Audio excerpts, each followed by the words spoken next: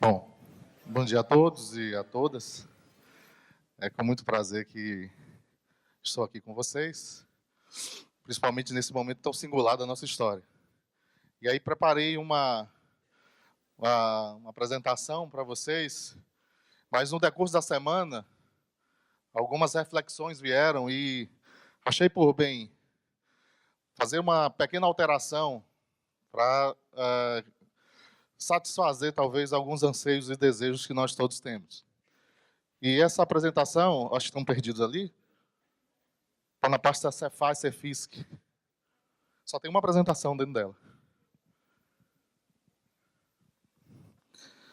Eu cheguei há pouco do seminário do Simples Nacional em Brasília, e por conta desse seminário, algumas questões foram levantadas e eu gostaria de compartilhar um pouco aqui também com vocês.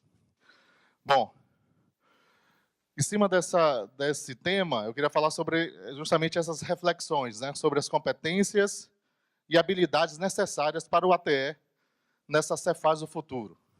Que competências e habilidades são necessárias, são impostas, são demandadas para nós nesse momento? Olha, eu falo muito pouco, então o pessoal que vai controlar o tempo ali, por favor, me ajudem, senão eu passo aqui o tempo todo. Mas tá lá, vamos à frente. Desculpe, eu tenho aqui o meu. Eu trouxe uma mensagem, uma palavra, na verdade, de Dante Alighieri, no seu livro A Divina Comédia, que ele diz assim: os lugares mais sombrios do inferno são reservados àqueles que se mantiveram neutros em tempos de crise moral. Isso foi para assustar, né? Ora, no momento de crise moral, e nós estamos no momento de crise moral, e aí eu não vou falar da crise moral mundial, eu vou falar da crise moral em que nós estamos, em que vivemos no nosso próprio momento histórico. Os lugares mais sombrios do inferno são reservados àqueles que se mantiveram neutros. Nós estamos aqui dizendo, nós não estamos neutros, graças a Deus. Não estamos neutros, nós queremos falar e queremos também ser ouvidos. Bom, mas o que é que nós vamos abordar aqui? 4 situações. As relações humanas na contemporaneidade, as conquistas e desafios nos últimos anos e nossas ações fiscais, e aí sim, competências e habilidades, e por fim, competências e habilidades necessárias. Aí já são as minhas reflexões finais, tá? Falando um pouco dessas relações humanas na contemporaneidade. O que é que nós temos? Aqui tem um discurso o último discurso do filme O Grande Ditador, de Charlie Chaplin, que ele diz o seguinte: o caminho da vida pode ser o da liberdade e da beleza, porém nos extraviamos. A cobiça envenenou a alma dos homens, levantou no mundo as muralhas dos ódios e tem nos feito marchar a passo de ganso para a miséria e marticínios. Criamos a época da velocidade, mas nos sentimos enclausurados dentro dela. A máquina que produz abundância tem nos deixado em penúria. Nossos conhecimentos fizeram-nos céticos. Nossa inteligência, empedernidos e cruéis. Pensamos em demasia e sentimos bem pouco. Mais do que de máquinas, precisamos de humanidade. Mais do que de inteligência, precisamos de afeição e doçura. Sem essas virtudes, a vida será de violência e tudo será perdido. Amigos, todo esse avanço tecnológico que hoje nos é imposto, realmente nos causa um impacto considerável. E ainda temos que mensurar a qualidade de vida e as relações humanas nesse processo. Todas essas alterações históricas, né, sempre se mostrou um grupo querendo suplantar o outro, seja por diversos motivos, ou pela força física, quando o mais forte belicamente superava o mais fraco, ou por questões raciais, quando a pessoa dizia, olha, a minha raça, a minha etnia é melhor ou mais importante do que a sua. Isso nós vemos historicamente. Nós temos as questões das castas sociais, onde a minha posição social é melhor e por isso eu devo dominar a sua, porque é inferior. E agora nós estamos vivendo um momento interessante. A minha posição profissional é mais importante ou melhor do que a sua? E por isso você é inferior. Vivemos essa crise, né? Vivemos esse momento de crise. Isso é histórico. Agora, o que vamos fazer diante dessas imposições? A história nos mostra o que foi feito. A história diz que rebeliões foram feitas, guerras foram implantadas. Não estou aqui, obviamente, defendendo a guerra nem as rebeliões, estamos em outro momento histórico. Mas, certamente, nós precisamos dizer, epa, chega, espera. Nós também temos o que falar. Nós também temos uma posição nessa história. Nós também temos nossas habilidades e competências. Nós também temos condições de exercer o nosso papel. Não é assim. Esse é o momento.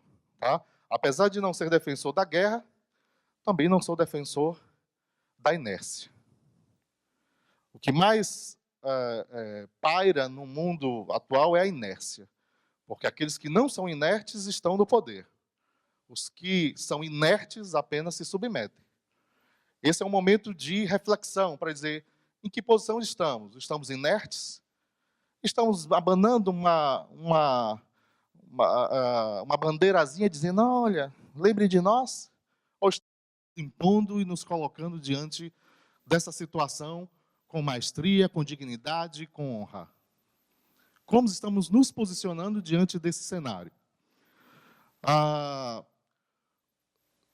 Esse último parágrafo ali diz que, de acordo com o sociólogo polonês radicado na Inglaterra, Bauman, um dos intelectuais mais respeitados e produtivos da atualidade, ele diz assim, os tempos são líquidos, porque tudo muda muito rapidamente. Nada é feito para durar, para ser sólido. Disso resultariam, entre outras questões, a obsessão pelo corpo ideal, o culto às celebridades, o endividamento geral, a paranoia por segurança e até a estabilidade dos relacionamentos amorosos. É um mundo de incerteza, é cada um por si. Essa é a situação que nós estamos, tá? Nesse mundo líquido, em rápida mutação, compromissos para a vida podem se revelar como sendo promessas que não podem ser cumpridas, deixando de ser algo valioso para virar dificuldades. Então, esse mundo líquido, assim, ó, tanto faz como tanto fez. Ou, se compramos uma geladeira, nunca vamos esperar que seja dos primórdios, que uma geladeira demore 20 anos, ela não demora, mas isso, porque ela precisa ser renovada. As nossas emoções nesse momento também viram uma loucura, porque uma hora queremos uma coisa, outra queremos outra, envolvida pelo marketing, pela mídia. Bom, e aí a gente tem que parar e dizer, bem, quem somos? O que somos diante dessa história? Para Bauman ainda, nossos ancestrais, eles eram esperançosos quando falavam de progresso. Se referiam à perspectiva de cada dia ser melhor do que o anterior. Nós estamos assustados hoje, né? Progresso, para nós, significa uma constante ameaça de ser chutado para fora de um carro em aceleração, não é isso? Olha, nós estamos aqui envolvidos com várias demandas. Olha, você, principalmente na área de tecnologia, né? Na área de tecnologia da informação, de informática, não, você precisa aprender, você precisa conhecer. Essa demanda, essa perseguição, nos deixa assustados, porque não tem jeito, isso faz parte desse progresso. Não tem como se esconder disso, faz parte desse progresso. Mas isso causa em nós, certamente, certas angústias. E a perspectiva é essa, a impressão é essa, pronto, daqui a pouco me chutam a qualquer momento. De não estar atualizado com a nova moda, de não abandonar rapidamente o suficiente habilidades e hábitos ultrapassados. E de falhar ao desenvolver as novas habilidades e hábitos que o substituem. Todos nós temos competências e habilidades aqui, todos nós. Mas acreditem, algumas competências e habilidades dessas ficaram ultrapassadas. Não que deixaram de ser importantes, mas ficaram ultrapassadas na conjuntura econômica, social que nós vivemos hoje. Então, como a vida é dinâmica, ela é líquida, eu preciso, então, acrescentar novas habilidades. Adquirir novas competências. Porque o mundo exige isso. A situação em que nós estamos demanda isso. Além disso, ocupamos um mundo pautado pelo agora, é verdade, que promete satisfações imediatas e ridiculariza todos os atrasos e esforços a longo prazo. Quem já passou isso, né? Quem está numa posição melhor, que sabe mais, o outro está lá se batendo ainda naquele negócio, ele olha, ridicularizando ou achando até engraçado aquela situação. Oh, meu Deus, ele não sabe um copiar, colar, né? Ele não sabe criar uma pasta. Ah, meu Deus, ele não sabe copiar de um lugar e ir para outro, ele não sabe usar o Excel, fazer uma soma simples. Não é assim que nos sentimos ou não? É assim. Bom, em um mundo composto de agoras e momentos, episódios breves, não há espaço para a preocupação com o futuro. Ficamos loucos, porque agora eu preciso aprender isso, aprender aquilo, agora eu preciso fazer, e às vezes perdemos o foco. Por que eu preciso fazer? Por que eu preciso aprender? Qual a importância disso? Aonde eu quero chegar? Aonde nós, agente de tributos, queremos chegar? Que faz é essa que queremos conquistar? E certamente não é abandonando uma bandeirinha dizendo, olha, eu estou aqui, que isso se fará. Nós precisamos nos mostrar, nos revelar, abrir a boca e dizer o que somos e o que queremos. Isso não pode ser feito com conversas muito simples, com amenidades, com politicazinhas. Nem sempre se faz assim. Sabe por quê? Porque políticas, eles sabem levar à frente. Daqui a 6 meses, daqui a 1 ano a gente conversa sobre isso. E o tempo está passando. Não estou defendendo a guerrilha, pelo amor de Deus. Mas vamos lá. Segunda situação. Antes de entrar em competências e habilidades propriamente dita, eu queria trazer quais foram as conquistas, e essas conquistas nos impõem também desafios nesses últimos 5 ou 6 anos, tá? Aí eu trouxe aqui, olha, o corpo do ser humano precisa de 9 meses para nascer. Agora, sua alma, porém, necessita de muitos anos para ser construída. É o que nós estamos fazendo, nós estamos construindo a nossa alma. Construindo essa história. Quais foram essas conquistas? Vou dizer aqui para vocês, olha. Total de contribuintes optantes em 1º de julho de 2007. Tinha 136.190 optantes. Quero agradecer a Joselice, que foi quem trouxe esses dados e gentilmente me passou, e nós colocamos aqui na apresentação. Então, em julho de 2007, nós tínhamos 136.190 contribuintes, 23.000 EPP, 113.000 microempresa. Situação atual, no dia 11/7/2013, 20.000 empresas de empresa de pequeno porte, 158.000 microempresa, e aí, acreditem, 161 mês. Totalizando 339.900 contribuintes hoje do Simples Nacional. Essa é a verdade agora. Se nós avaliarmos apenas empresa de pequeno porte e microempresa, ou seja, eu estou deixando de fora os MEIs, nós tivemos um aumento de 30,8% de 2007 para 2013. Estou avaliando apenas a empresa de pequeno porte e a microempresa, tá? Era 136.000, passou para 178.000. 30% de aumento. Ok. Vamos ver a evolução da arrecadação? 2008, tá? 420 milhões. Até 2012 foi para 695 milhões. Essa coluna ao lado, percentual puro, tomando como base 2008, vem mostrando o crescimento de um ano em relação ao ano imediatamente anterior. 7%, houve um maior aumento em 2010 em relação ao ano anterior, e, por fim, a arrecadação cresceu 65% comparado a 2008. Ora, os contribuintes aumentaram 30,8%. A arrecadação aumentou 65%. Esse período foi o trabalho dos agentes de tributos. E queria dizer quais são as ações fiscais, para que todos possam entender o que foi feito. A partir do 3º trimestre de 2009, nós iniciamos a fiscalização das empresas optantes do Simples Nacional. No primeiro momento, verificamos a regularidade do recolhimento da antecipação parcial. A partir de 2010, incluímos o lançamento do ICMS, obtido da aplicação das alíquotas determinadas das resoluções, né, do Simples Nacional, sobre a diferença entre a receita da DASEN e a receita apurada. Nós começamos efetivamente a fiscalização. E aí é interessante, né? Verife é uma brincadeira. Isso aí, gente, alguém pode dizer, isso é uma bobagem, verife. Mas não, isso é um conceito. É um conceito que se impõe. Porque audite é do auditor. E verife é do agente de tributos. Ora, isso é uma babaquice.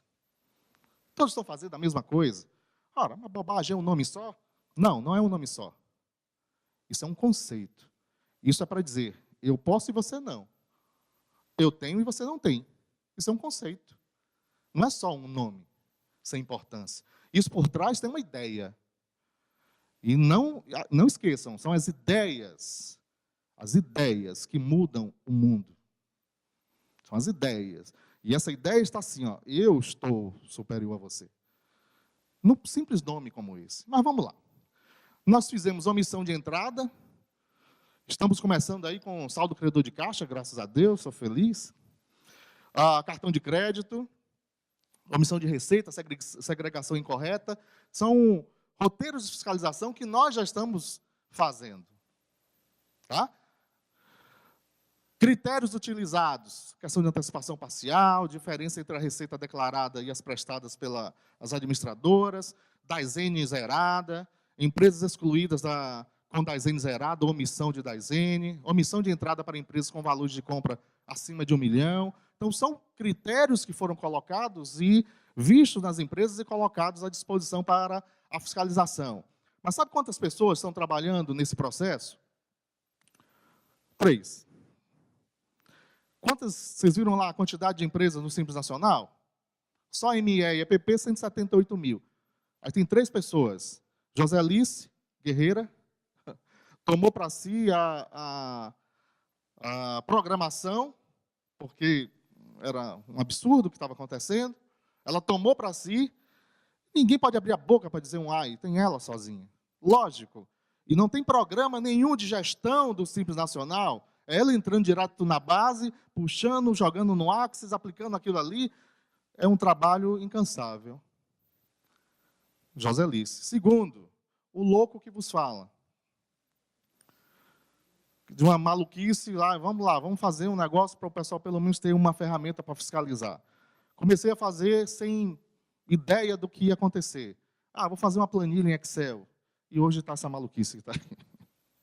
Versão 8.2.1. Bom, mas se não fosse isso, nem nada teríamos.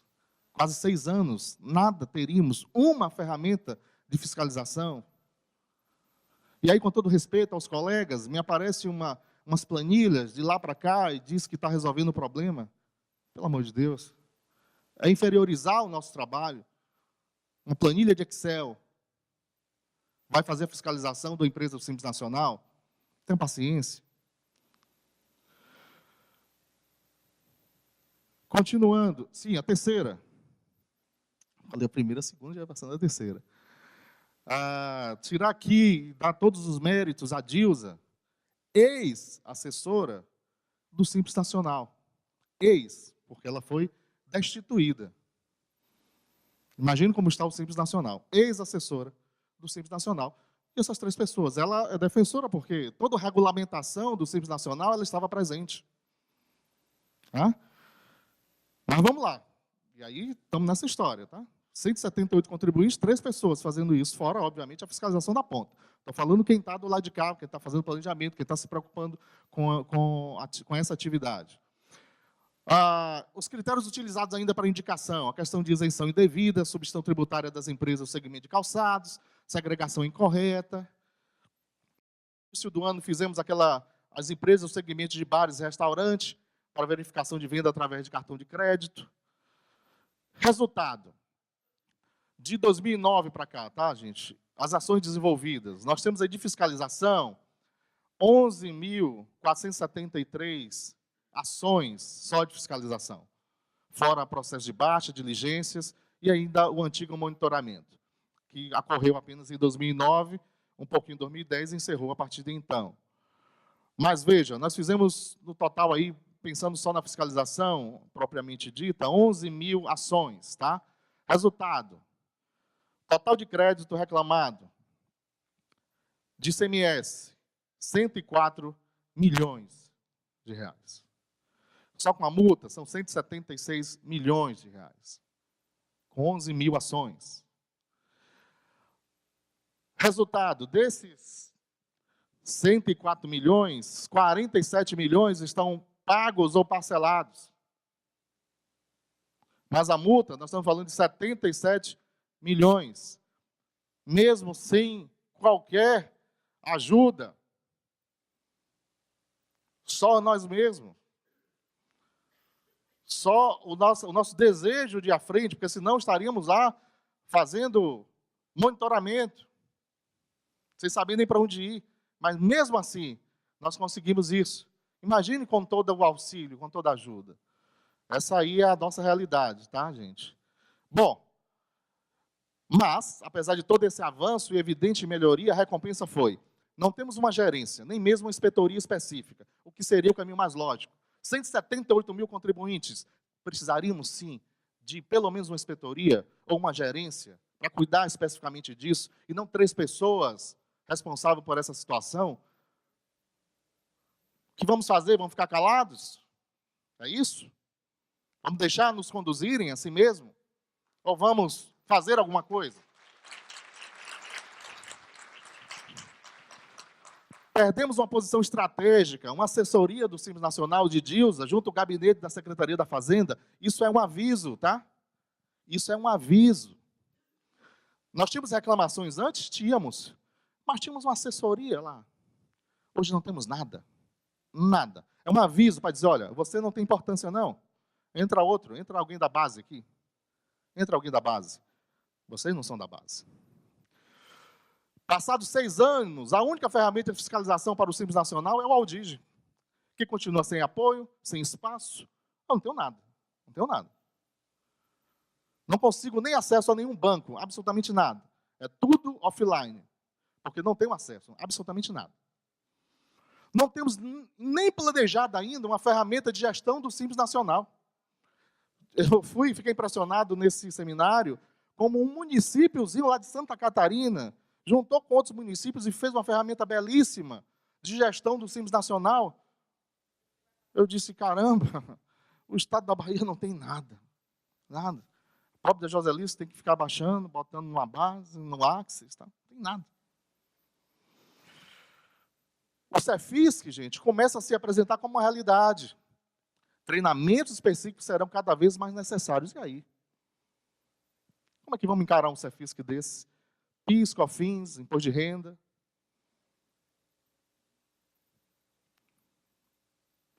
No seminário do Simples Nacional foram autorizados apenas 2 participantes, eu e Dilsa. No entanto, nós tínhamos grupos separados sobre tecnologia da informação, contencioso, parcelamento, convênios e participação de Estado. Aí eu tinha que me virar enquanto eu e a pobre da Dilsa, em 10, né? Porque não tem como. Como é que a gente poderia estar em tantos ambientes ao mesmo tempo? Mas só foram autorizados 2. Por quê? Porque não tem importância. Simples Nacional? Não tem importância. Ah, não, gente, é por causa do...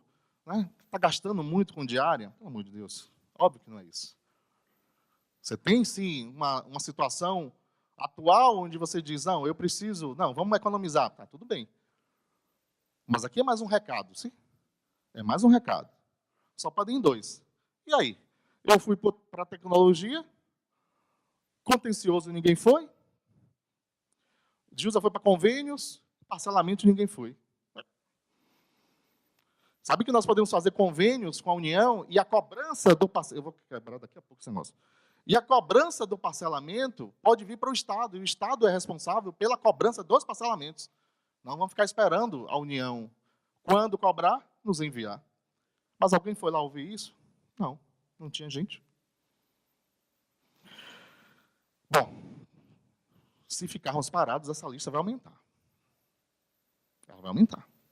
Porque é daí para pior. Nós estamos desabando aí no despenhadeiro. É daí para pior.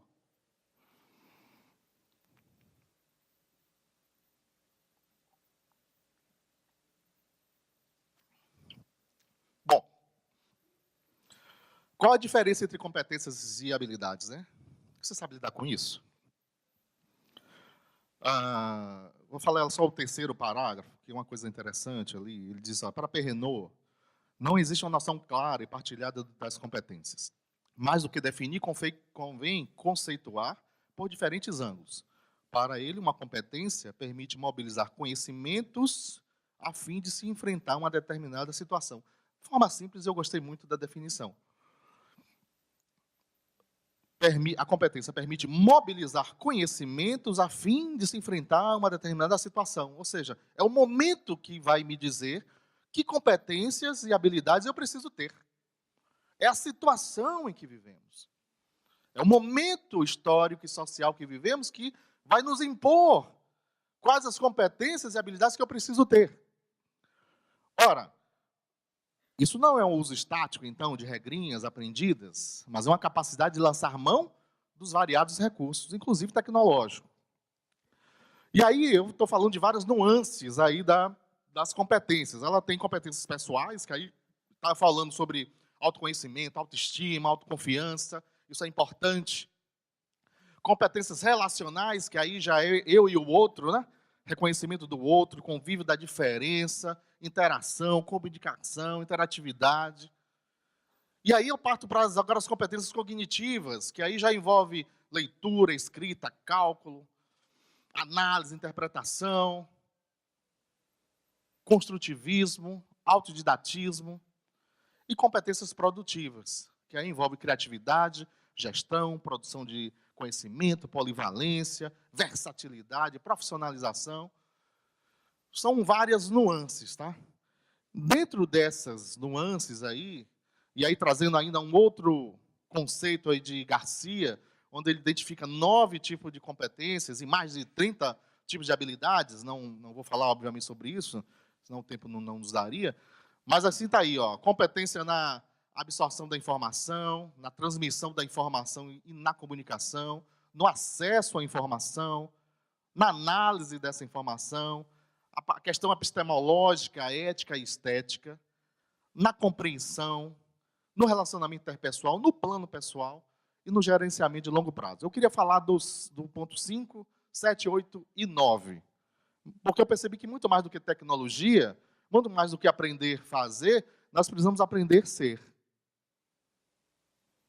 E aí eu gostei desses itens aí, porque eles estão diretamente ligados à nossa reflexão que nós estamos fazendo hoje. Primeiro, a questão epistemológica, ética e estética. Gente, eu preciso diferenciar questões do que é verdadeiro, o bom, que é o certo, e o belo. O que estão fazendo conosco é errado. E do ponto de vista até estético, é feio. Eu preciso identificar isso. Por quê? Porque eu não posso seguir no mesmo caminho. As competências e as habilidades que eu preciso aprender têm que nos impor, mas num caminho diferente, no caminho do certo, no caminho do correto, no caminho do verdadeiro, e não no nível da baixaria.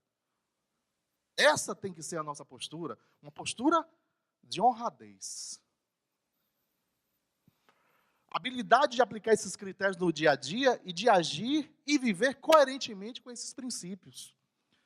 Habilidade de, a despeito dos desincentivos, apreciar o verdadeiro, o bom, o correto, o certo, o belo.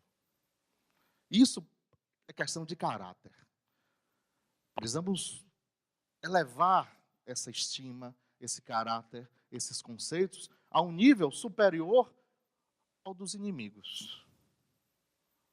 Não podemos nos igualar, não pode ser assim. Senão estaríamos fazendo a mesma coisa e em nada seríamos diferentes. Entendem isso? Em nada seríamos diferentes. Competência do relacionamento interpessoal. Aí sim, eu preciso, apesar dos desincentivos, habilidade de se relacionar bem com as pessoas, de negociar, de administrar pressões, gerenciar conflitos. Estamos num conflito, o que é que vamos fazer? Vamos puxar a arma e sair atirando? Não, eu preciso ter habilidade para gerenciar isso. Lembrando que a base está no nível elevado, está lá no estético, no ético, no epistemológico, é lá a minha base. Em cima disso, aí sim, eu discuto, tá? Eu gerencio o conflito, com certeza. Eu brigo, eu saio na mão. Até que alguns precisam, né? Mas, sempre mantendo a postura, óbvio. Habilidade de controlar as emoções, gerenciar tensões, reduzir estresse. Terceiro, competência no plano pessoal. Habilidade de decidir com base em princípios e de agir no momento oportuno. Estamos no momento oportuno, talvez até já passamos. Estamos meio atrasados, mas dá tempo. Habilidade de solucionar problemas, habilidade de gerenciar mudanças. Competência de gerenciamento de longo prazo. Aí são as habilidades de fazer projetos de vida, né? Aí é importante, eu tenho que viver o meu espaço, mas tenho que saber aonde eu quero chegar. Preciso reconhecer meus erros, aprender com eles. E de quando convencido disso, vou persistir nele. Mas eu preciso saber onde eu quero chegar. Tá? É meu gerenciamento de longo prazo. Então, em resumo, eu preciso estabelecer, saber quem eu sou, como conviver com os outros nesse processo e aonde eu quero chegar.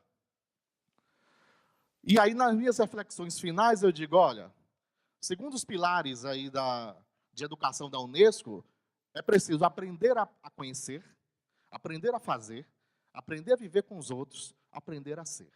Aprender a conhecer, ora, se eu não sei, eu preciso conhecer. Eu não sei informática, eu tenho dificuldade em tecnologia? Tenho. Qual o problema? Nenhum. O que tenho que fazer? Aprender a conhecer. Vou lá saber como é que é, vou ler livros. Vou buscar a escola, vou procurar o curso, vou procurar um incentivo. E depois, eu vou fazer, agora eu vou praticar. Eu vou agir aquilo que eu aprendi. E depois, eu vou aprender a viver com os outros. Eu preciso, apesar desses aprendizados, dessa percepção, dessa interdependência, eu preciso agora aprender a gerir os conflitos. Mas eu já sei. Agora eu já sei. E já sei fazer também. Não vem com conversa mole comigo, não, porque eu sei fazer.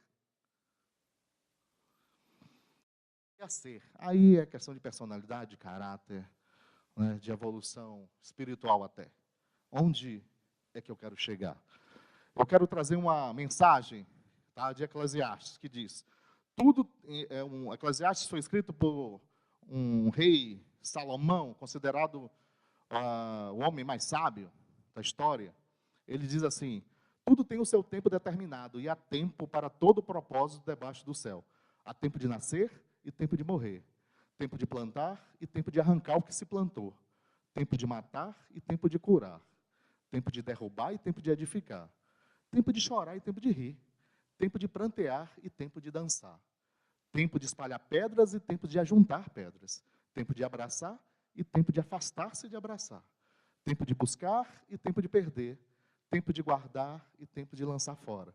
Tempo de rasgar e tempo de coser. Tempo de estar calado e tempo de falar. Tempo de amar e tempo de odiar. Tempo de guerra e tempo de paz. Estamos em tempo de guerra. Esse é o tempo em que estamos. Obrigado. E para que vocês não esqueçam da mensagem inicial. Não vamos nos manter neutros em tempo de crise moral. Obrigado. Isso aí é só presepada, tá? Títulos e títulos, isso não quer dizer nada. Mas o importante são as pessoas. É o caráter, é o ser humano. E botei agente tributos ali bem grandão, porque isso é que nos dá orgulho. Nós não somos melhores ou piores porque somos auditores ou agentes tributos. Nós somos melhores e piores se nós formos pessoas sem personalidade, sem caráter, sem hombridade. Aí sim nós seremos piores ou melhores. Obrigado.